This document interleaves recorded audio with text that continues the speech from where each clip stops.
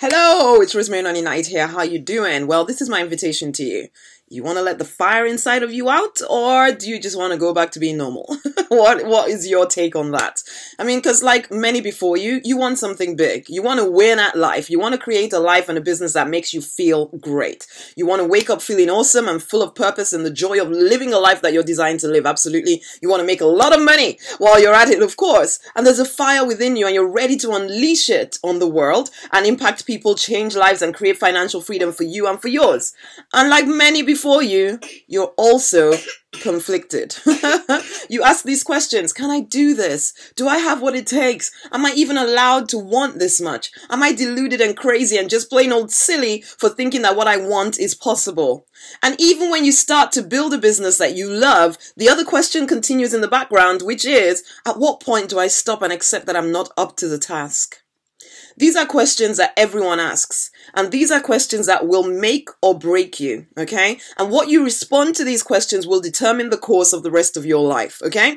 I faced these questions as I woke up from my self-inflicted stupor, my passivity, my reluctance to step up and lead and do what it takes to create a life and a business that I adored. I was trapped, okay, in a nice, safe life. Okay, so it wasn't ever really actually that safe with all the debt that I was racking up as I refused to say no to the people in my life that thought that I was well off, okay?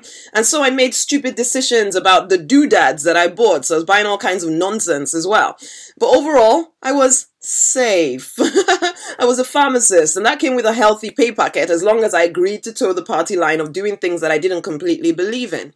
Dispensing medication that kept people okay but never really fixed anything, apart from, yeah, antibiotics are pretty good.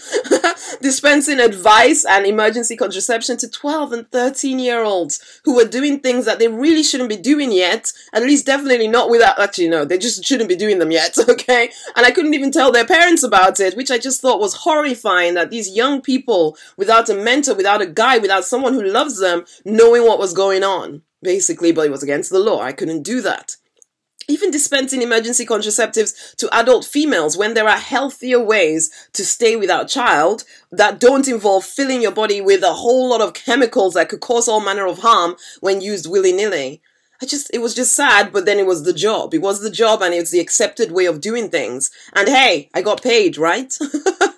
And yeah, my family was then mostly safe as long as I kept up doing those long hours, 60 to 80 hours a week, ignoring my internal convictions, and as long as I kept paying the minimum payment on the ever-increasing debt.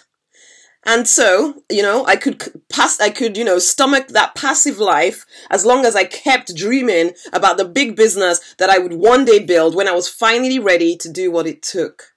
So what that I was, lying in bed in the wee hours of the morning, awake, worried about whether I could keep up this charade of a safe life going. It was a sensible thing to do, right? At least that's what everyone said. It was the way everyone else lived. And so, of course, that made it right, right? How stupid I was in those days. Working my butt off to building I was building a life I didn't even want because I was too scared to actually do the work that I really wanted to do.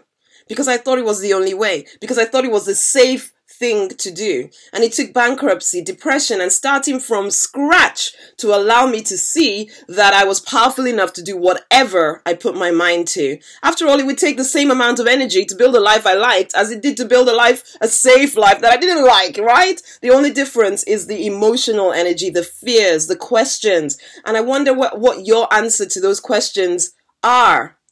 Can I do this? Do I have what it takes? Am I even allowed to want this much? Am I deluded and crazy and just plain old silly for thinking that what I want is possible?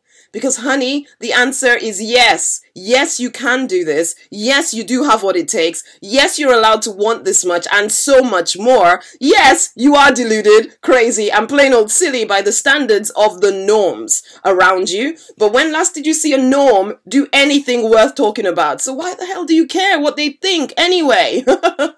So own your delusions. That's the only way you will shake the world with your product, your service, your business opportunity. You have to think bigger than big, and it will feel deluded. own your crazy for the same exact reason, okay? What you want is absolutely possible, and I absolutely believe in you, but I cannot own your dream more than you do, okay? You have to believe sufficiently in yourself, or at the very least, put yourself in an environment that encourages you, like the Deliberate Millionaire Fast Track Mastermind Group, which you can find out more about at rosemarynonnyknight.com/DM lifetime, okay? Yeah. Shameless plug. And then when the final question comes, which is, at what point do I stop and accept that I am not up to the task? You can boldly respond with the fire within you and say, never. I will never give up. I am completely up to the task, and I will do whatever it takes to fulfill this burning desire within me. I will live a life I am proud of, and I will leave a legacy behind for anyone who seeks to follow. I will die completely spent. Honey, the world awaits your awakening, okay? Are you ready? Okay.